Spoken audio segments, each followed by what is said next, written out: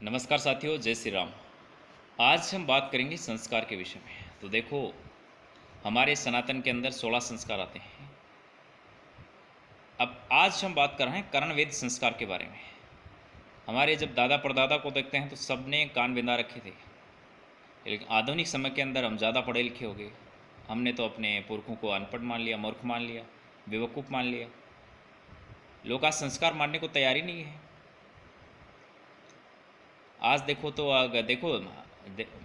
आज अगर आपको कोई कान बिंदाए हुए मिल जाए, कोई तिलक लगाए हुए मिल जाए, तो आप उसको क्या समझते हैं? तो गंवार है भाई। अरे भाई, वो गंवार नहीं है, वो संस्कृति का पालन कर रहा है। आपसे ज़्यादा एजुकेशन है उसके पास। अब देखो, हमारे को ले लो, हमने जब अपने कान बिंदाए तो हमें भी बहुत तरह तरह के लोगों ने कमेंट्स किए, वे क्या बेवकूफ़ की तरह बातें करते हो यार, नाक भी बिंदा लो। ऐसे ऐसे बोलते हैं लोग। लोगों से फ़र्क नहीं पड़ना चाहिए यार, संस्कार है ना अपने। अब संस्कार और धर्म को साथ छोड़ेंगे तो कब तक छोड़ेंगे यार? देखो, जिसने संस्कार का साथ छोड़ा, धर्म का साथ छोड़ा, फिर उसका पतन हो गया। अब देखो, जहाँ धर्म नहीं है, धर्म की मजबूती बहुत ज़रूरी है। धर्म नहीं है तो फिर रोटी छीन ली जाती है, कपड़े फाड़ दिए जाते हैं, घर गिरा दिए जाते हैं। इसलिए धर्म का मजबूत होना बहुत ज़रूरी है। और धर्म कब मजबूत होगा? जब आप संस्कारी होंगे, अपने धर्म को मानेंगे।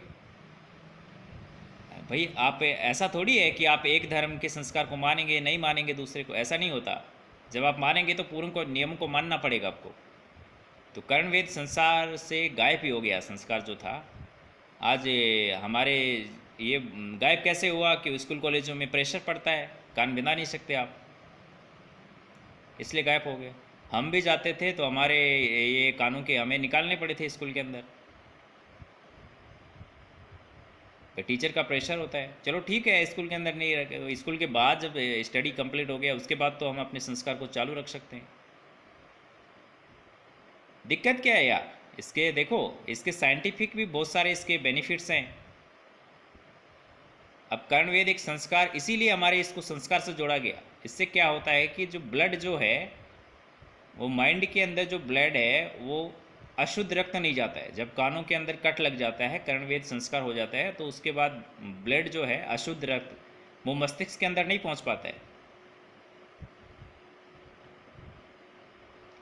और इससे जो होता है वो शुद्ध रक्त, यानी मस्तिष्क से शुद्ध रक्त निकलता है। और जो वाइट ब्लड है, जिसको बोलते हैं वीर्य, स्पर्म, ये इसकी शुद्धता होती है, सड़ता नहीं है सर के अंदर, ओज में बदलता है। तभी तो नहीं देखते हमारे जो नाथ संप्रदाय के अंदर हमारे जो साधु होते हैं, नाथ संप्रदाय के, उनके सबसे पहले जब क्या होता है, कुंडल, कानों में कुंडल डाले जाते हैं। ये एक यही प्रक्रिया है। बहुत इसके पीछे मतलब साइंटिफिक रीज़न है। तो अगर देखो, अगर आप कान भिंदाना चाहिए, मैं तो यही कहूँगा। अब ऐसा भी नहीं है कि कोई यहाँ भी लगा रहा है, यहाँ भी लगा रहा है, यहाँ भी लगा रहा है, एक कान पे 5-5 जगह कट लगा रहे, ये ठीक नहीं है भाई। ये फिर आपका फैशन का प्रभाव हो गया। लेकिन कर्णवेद एक संस्कार है, इसको मानिए। देखो, हमारे बाप दादा तो उन्होंने बंधा रखे थे, क्यों छोड़ रहे हैं? अच्छा है ना यार, इसमें की दिक्कत क्या है? अब इसमें देखो, इसमें सोना पहनिए, चांदी पहनिए, हीरे जवाहरात पहनिए, किसने रोका है यार? जिससे शरीर को अलग अलग, जैसे धातु अलग अलग पहनी जाती है तो इसके अलग अलग बेनिफिट होते हैं।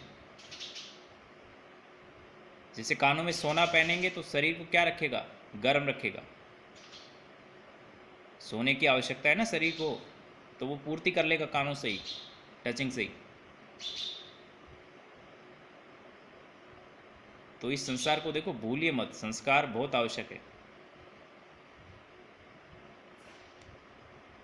अगर आप कर्णवेद संस्कार पूरा नहीं करेंगे तो फिर आपको देखो, अशुद्ध रक्त होगा, वो क्या होगा, मस्तिष्क के अंदर जाएगा। मस्तिष्क के अंदर बहुत सारी क्लोटिंग हो जाएंगी, बहुत सारे क्लोट पड़ जाएंगे। यहाँ यहाँ फुंसियाँ निकलना स्टार्ट हो जाती है।